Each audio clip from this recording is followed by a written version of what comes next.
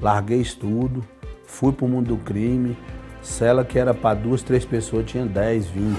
Você tem um problema de monitorar e avaliar as políticas públicas voltadas para o sistema prisional. Por outro lado, eu não posso admitir que o Estado, que tem o dever de punir, puna a pessoa fora de limites estabelecidos pela Constituição. Espero que um dia a população acorde para a insegurança real que a gente vive. Então não tem nenhum que dorme em pé, nenhum que dorme no chão, nenhum que dorme na grade. Nós temos que pensar que nós visávamos a sua ressocialização, a sua reeducação e a sua recuperação. Começa agora mais um Eu Fiscalizo.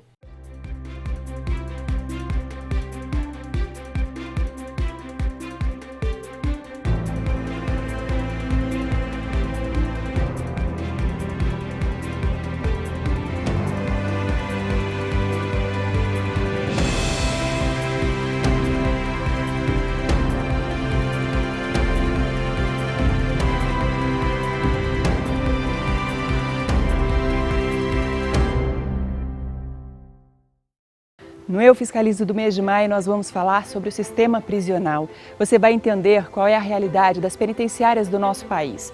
Para começar, nós vamos conhecer a história de um ex-detento que passou 6 anos numa prisão. Ele vai contar pra gente como entrou para a vida do crime e como foi viver todos esses anos num presídio brasileiro.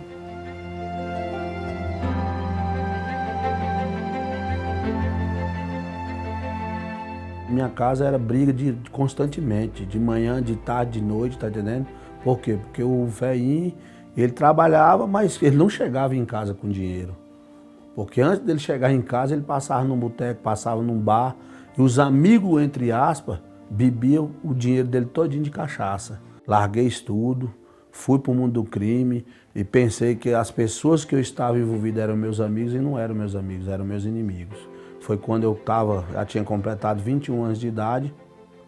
Aí nesse meio tempo eu pratiquei alguns assaltos, pratiquei alguns roubos de carro de novo. E aí eu fui pego e fui condenado a 19 anos e 4 meses. E dessa vez eu tive que ir realmente mesmo para dentro do sistema. Cela que era para 2, 3 pessoas tinha 10, 20.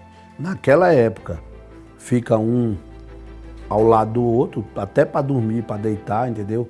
Debaixo das chamadas jegas, né, que é as camas, mas debaixo das camas tem uns buracos, a pessoa deita embaixo dos buracos, deita nos corredores, entendeu? Deita perto do banheiro.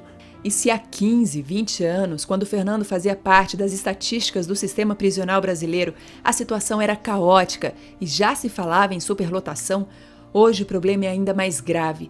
Para se ter uma ideia, como mostra o Levantamento Nacional de Informações Penitenciárias do Ministério Extraordinário da Segurança Pública, o Infopem, do ano 2000 a 2016, a população carcerária saltou de 232.755 para 726.712 presos. O mesmo relatório mostra que o déficit de vagas é de 358.663.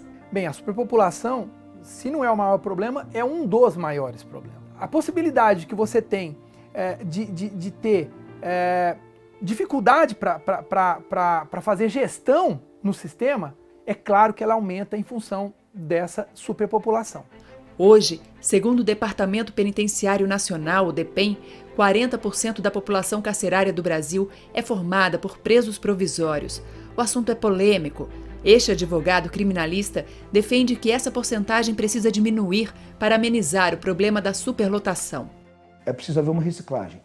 Aqueles que podem progredir, que se progrida de regime, aqueles que já cumpriram pena, que se declarem extinção e se retirem do sistema, os presos provisórios, aqueles que efetivamente alcancem o periculum libertatis, que sejam efetivamente presos ao longo de um processo, os que não alcançarem, que se apliquem medidas provisórias alternativas. Já para o Conselho Nacional de Justiça, é um equívoco tentar explicar a superlotação em função do número de presos provisórios. A grande verdade é que aproximadamente 80%, 90% dessas condenações são confirmadas, essas prisões são confirmadas em condenação.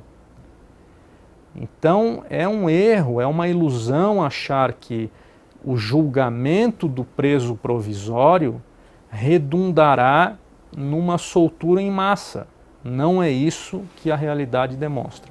Para o advogado Marcos Vinícius, problemas como a superlotação são reflexos de um sistema carcerário falido. Ele explica que a lei de execução penal é eficiente, estabelece diretrizes humanitárias para o cumprimento da pena e prevê a ressocialização dos detentos. Entre outros pontos, garante trabalho e estudo para os presidiários, impõe limites de área onde os presos devem ficar alojados e quantidade de pessoas por cela. Mas, segundo ele, muitos pontos da lei não são cumpridos.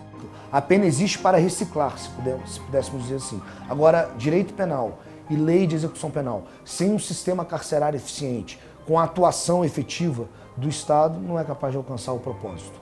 Se hoje eu sou o que eu sou, eu agradeço a Deus e agradeço a minha família, minhas irmãs, entendeu? Que me apoiaram nos momentos difíceis, entendeu? Me deram o maior apoio mesmo para que eu pudesse levantar a cabeça, dar um tapa na poeira, né? Um chute na poeira e ser uma nova criatura. E hoje, graças a Deus, Deus me ajudou a mudar a história. No próximo bloco, nós vamos falar sobre o agravamento da crise no sistema penitenciário brasileiro. No ano passado, rebeliões coordenadas causaram a morte de mais de 130 presos. Apesar disso, não há informações detalhadas sobre a realidade carcerária no Brasil. É com esses dados que verdadeiramente o Poder Executivo nos estados e da União vão poder traçar estratégias mais efetivas de combate ao crime e ao crime organizado em particular. Na medida em que você distribui, o que o governo distribui, os recursos de maneira linear para todos os estados, né, que é o que ocorreu no final de 2016, você não está promovendo essa isonomia, né, tratando os desiguais de forma desigual.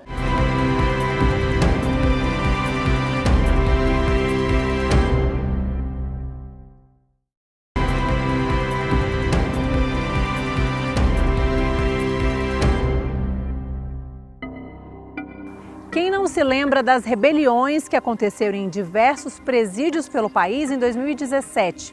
Mais de 130 detentos foram mortos no intervalo de 15 dias. A eclosão dessas rebeliões e o aumento da violência foram motivados principalmente pelo enfrentamento entre facções. Dentro dos presídios, quem manda mais é os presos lá dentro. Os agentes ele tem a segurança por fora, mas dentro do interior de uma cela acontece muita coisa que fica lá dentro mesmo. Um dos estados mais atingidos por essas rebeliões foi o Rio Grande do Norte, com 26 assassinatos e 56 fugas. Natal é hoje considerada a 10ª cidade mais violenta do mundo, segundo pesquisa realizada por uma ONG internacional. Morador de Natal, o vigilante Jameson Nunes ficou tetraplégico depois de ser baleado durante um assalto a uma farmácia em 2016. Infelizmente, eu entro só como um número nas estatísticas, né? É uma infeliz realidade. O sistema prisional, segurança pública, vive um caos, uma calamidade. Logo quando aconteceu isso comigo, 1 mês, 2 meses depois, teve a maior rebelião do Estado, lá na delegacia de Alcaçuz, o presídio de Alcaçuz, onde até os meliantes que fizeram isso comigo estavam lá aprisionados, e um deles foi solto 1 mês após essa rebelião, por um bom comportamento, dentro do pavilhão onde iniciaram a rebelião. Então a gente vive uma contradição de valores e espero que um dia a população acorde para a insegurança real que a gente vive. Que o Estado não pode fechar os olhos, e não pode mesmo, porque ele tem pleno conhecimento de que o sistema carcerário, que é administrado e gerido por ele, é um sistema completamente ineficiente. As alternativas para mudar a realidade do sistema carcerário passam pela construção de novas unidades. E, de acordo com o Ministério Extraordinário da Segurança Pública, os recursos existem, mas faltam ainda projetos mais bem elaborados. Em 2016, o FUNPEN, Fundo Penitenciário, disponibilizou R$ 1,2 bilhão que deveriam ter sido usados na construção de presídios e modernização do sistema penitenciário em 2017. Mas desse total, apenas 4% do valor foram realmente investidos pelos estados. Para se usar um recurso público, não é chegar e usar. Existem normas, existem passos a serem dados. A cada construção de um presídio tem que ser encaminhado para o DEPEN todo o projeto de arquitetura, todo o orçamento da obra. E isso é estudado aqui e depois devolvido ao Estado. E isso não é muito rápido. Para o Tribunal de Contas da União, os recursos do FUNPEN precisam ser distribuídos de acordo com a necessidade real de cada estado para que a situação não se agrave ainda mais. Na medida em que você distribui o que o governo distribui, os recursos de maneira linear para todos os estados, né, que é o que ocorreu no final de 2016, você não está promovendo essa isonomia, né, tratando os desiguais de forma desigual, né? Então, realmente, você vai concorrer para que as situações mais graves se agravem. Uma das barreiras que impedem os recursos de serem bem distribuídos é a falta de informações que reflitam a realidade do sistema prisional brasileiro.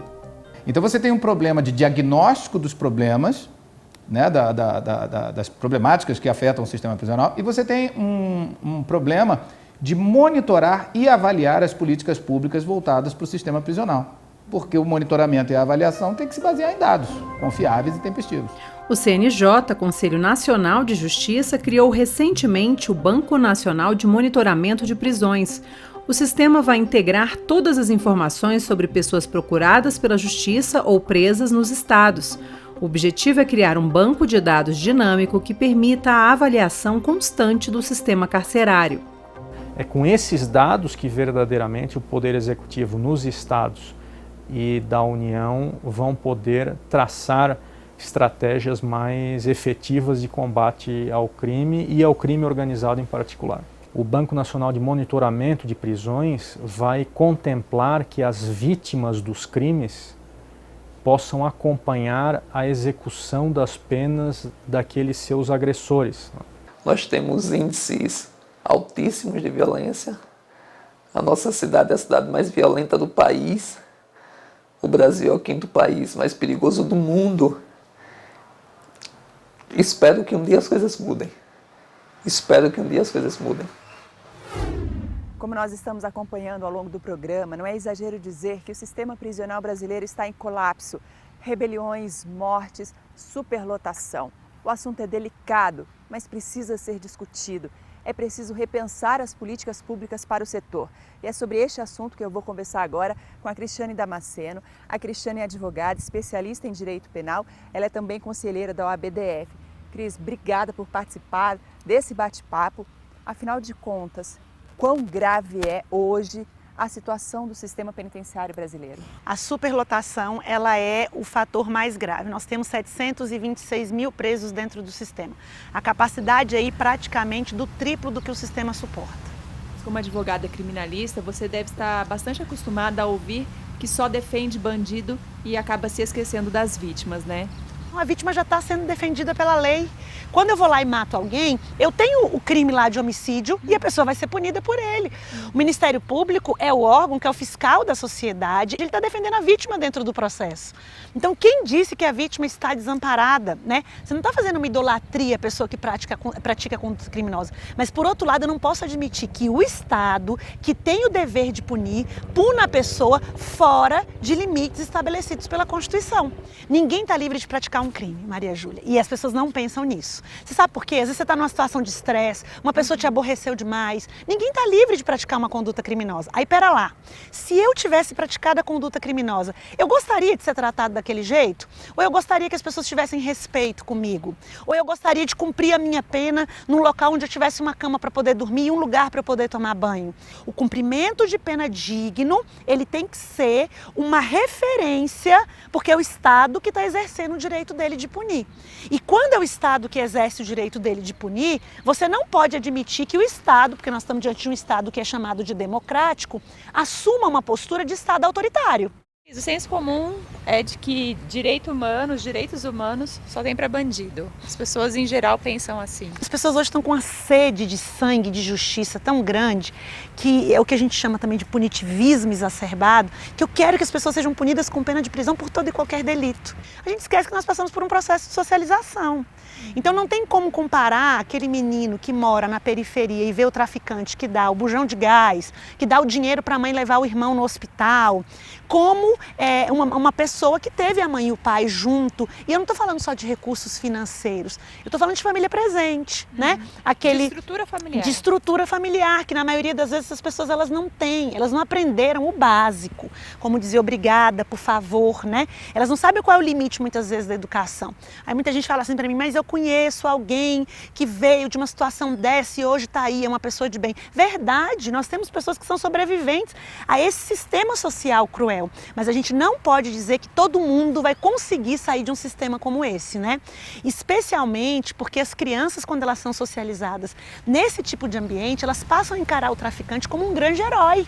Quem forma a população carcerária no Brasil hoje? O que a gente percebe hoje do sistema prisional, das pessoas que estão dentro do sistema, é que a maioria delas tem esse passado. Porque são pessoas que são vitimadas por uma violência direta ou indireta desde crianças, abusadas sexualmente, fisicamente, moralmente por seus genitores, né? São pessoas que tiveram contato com o crime muito cedo, então elas não têm outro tipo de referência de pessoa. Para você, qual seria a solução? A solução é você educar, é você ter estruturas, né? Então você ter a estrutura da educação, você ter a estrutura do posto de saúde, você ter um ônibus que passa perto da casa das pessoas, porque aí você vai ajudando elas a adquirirem uma outra condição de vida e ensinando a construir a barreira moral para poder dizer, você só pode ir até ali, eu não posso aceitar esse tipo de coisa. Por que eles não podem estudar? Por que eles não podem fazer uma faculdade lá dentro? Por que eles não podem se profissionalizar? Por que você não pode pegar essa pessoa que aqui dentro ela era marginalizada e profissionalizar ela para se tornar um cidadão? Então você precisa de atendimento psicológico, atendimento psiquiátrico. Aí as pessoas falam assim, se a gente não tem isso aqui fora, como que você vai ter isso lá dentro? Por isso que a política pública, ela precisa ser efetivada. Você precisa dar o direito social para o cidadão. Que é o que a gente estava falando, né? Da quebra do paradigma. É a quebra do paradigma. Então a política pública ela serve para isso. Eu tenho que ter no sistema prisional hoje uma política pública a curto prazo, porque eu tenho que resolver esse problema, né, da superlotação e melhorar essa situação, porque senão a gente vai ficar aí, né, remando e vamos morrer na praia. A gente tem que ter a médio prazo uma política e a longo prazo, isso dentro do sistema. E fora do sistema a gente também tem que ter a mesma coisa, uma política a curto prazo, a médio prazo e a longo prazo, para combater a violência e evitar que esse sistema seja, né, aumentado e acrescido. E no próximo bloco você vai conhecer 2 projetos que têm ajudado detentos e ex-detentos a mudarem de vida. Nós também vamos falar sobre medidas alternativas ao cárcere. Até já!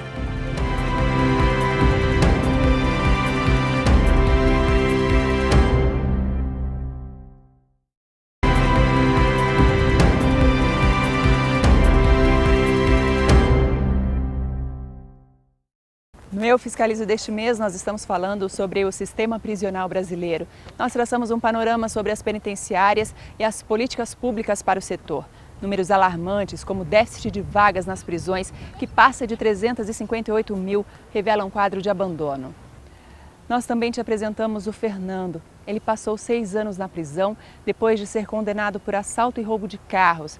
Mas a história dele vai muito além dos anos de prisão. Sua vida e quem ele é não podem ser resumidos ao que ele fez ou viveu no passado. O Fernando deu a volta por cima, mudou o rumo da sua história e hoje tem ajudado outros ex-detentos, como nós vamos ver na terceira reportagem do programa de hoje. Chega a ser surpreendente ir a um presídio e ser recebido por um detento. E olha que as diferenças só começaram, porque na APAC, Associação de Assistência aos Condenados, não há polícia ou seguranças armados. Todas as tarefas são desempenhadas por quem está cumprindo pena. Aqui todo mundo é tratado pelo nome. Expressões pejorativas e apelidos são proibidos. E para permanecer na associação, o recuperando precisa seguir 3 regras principais: trabalhar, estudar e ter uma religião. No Brasil, existem 43 APACs em funcionamento, a maioria no estado de Minas Gerais. No mesmo estabelecimento prisional funcionam diferentes regimes penais, fechado, semiaberto e aberto. Então as pessoas que trabalham aqui na PAC, que convivem aqui, os voluntários e funcionários, eles começaram a falar que acreditavam em mim, aí que eu podia ter uma caminhada diferente, que eu podia escrever uma nova história diferente. Aí foi o começo da minha caminhada. Então não tem nenhum que dorme em pé, nenhum que dorme no chão, nenhum que dorme na grade. Então começa por aí a humanização do cumprimento da pena. A instituição recebe detentos que foram condenados em todos os tipos de crime. Para conseguir ser transferido para lá, é preciso fazer um pedido ao juiz e aguardar numa lista de espera. Márcio Rodrigues Barbosa tem 38 anos e passou 18 no sistema prisional comum até conseguir cumprir a pena na APAC. Hoje ele está quite com a justiça, foi contratado pela associação e ajuda na recuperação de outros detentos. Tem muitos que me conheceu na rua, tem muitos que participou comigo da vida do crime. Inclusive tem muitos que nem acreditam ainda hoje que eu vivo essa vida de hoje. Então eu acho que eu trago uma esperança para eles. Todo o tempo de cumprimento da pena é ocupado com atividades voltadas à ressocialização. O meu propósito é de mudar de vida mesmo, que eu tenho um filho para criar, tenho uma esposa, tenho uma família. Estou mais feliz de estar aqui, né? A falta de segurança armada na APAC muitas vezes é vista como oportunidade de fuga pelos internos. Danilo conta que, ao saber que sua pena aumentaria consideravelmente após ser condenado por mais um crime, se desesperou e fugiu. E minha mãe falou comigo assim, falando que o pessoal tinha ido lá e pediu para me voltar chorando, porque minha mãe ela cumpre pena comigo há quase 10 anos, se for lá. Aí que ela foi me contar a humilhação que ela passa na porta de um presídio para ela entrar lá para visitar. Ela falou assim, eu não quero mais te visitar no presídio, volta para a APAC. Aí eu liguei pro pessoal da APAC, ela falou assim, não, você pode voltar. Depois de 32 horas, eu voltei para lá e falei, seja o que Deus quiser, vou voltar para a APAC. Porque na APAC, ela muda. Ela transforma o criminoso em homem de verdade. Apesar da ausência de segurança armada, fugas e atrasos no retorno das saídas são exceção. O que chama atenção mesmo são os números e resultados do modelo. Do total, 15% dos egressos da APAC voltam a cometer crimes, enquanto no sistema prisional comum, 70% dos que deixam as cadeias se tornam reincidentes, de acordo com dados do CNJ. E que objetivo nós temos quando encarceramos ou quando obrigamos alguém a cumprir uma pena de restrição de liberdade? Nós temos que pensar que nós visávamos a sua ressocialização, a sua reeducação e a sua recuperação. E a análise dessa questão também é fundamental. Quantas dessas pessoas efetivamente saem e não retornam ao sistema, que era aquilo que nós esperaríamos, para medir o sucesso dessa nossa política? As penas alternativas são opção para desafogar os presídios, mas só podem ser aplicadas a quem não possua antecedentes criminais, tendo cometido infração de baixo potencial ofensivo com pena de até 4 anos. 90% dos que são submetidos, de 100%, 90% são submetidos a penas alternativas, não voltam a reincidir nem praticar crimes, apenas 10%. O contrário, já não alcançamos a mesma conclusão. Os que são submetidos a apenas privativas de liberdade, apenas 13% não voltam a reincidir. E para quem já cumpriu a pena e não deve mais nada à justiça, sair da cadeia não é o fim da linha. Conseguir um emprego ou retomar a vida fora do crime acabam se tornando grandes desafios por conta do preconceito e da descrença da sociedade. Mas há quem tenha encontrado no lixo e nos materiais recicláveis o caminho para dar a volta por cima. Foi o que aconteceu com Fernando. Em 2007, pouco depois de deixar a prisão, ele criou um projeto chamado Sonho de Liberdade. A cooperativa de reciclagem emprega hoje aproximadamente 40 funcionários, vários deles ex-detentos, com um lucro mensal de até R$40 mil. O projeto Sonho de Liberdade ele veio para fazer uma diferença, né? Ele veio para poder dar oportunidade para sentenciados, né? Para pessoas que estavam no regime semiaberto, que precisavam de uma carta de emprego. Tínhamos um sonho de sair aqui fora e fazer alguma coisa que nós pudéssemos ter um grupo de presos, de ex-presidiários trabalhando junto. E graças a Deus eu olhei um lado melhor para mim, né? E voltei a minha vida e graças a Deus com 20 e poucos anos puxando e Deus me deu essa oportunidade de estar aqui de novo no meio da sociedade, né? A gente quer ver trabalho, gerar emprego e renda, você entendeu? É isso que a gente tem que fazer. Esta edição do Eu Fiscalizo termina aqui. No próximo programa nós vamos falar sobre agrotóxicos. Você sabia que o Brasil é o maior consumidor de agrotóxicos do mundo? Cada brasileiro consome em média 7 litros por ano. E não é de só um tipo não, são vários. Em junho, no Eu Fiscalizo. Até lá!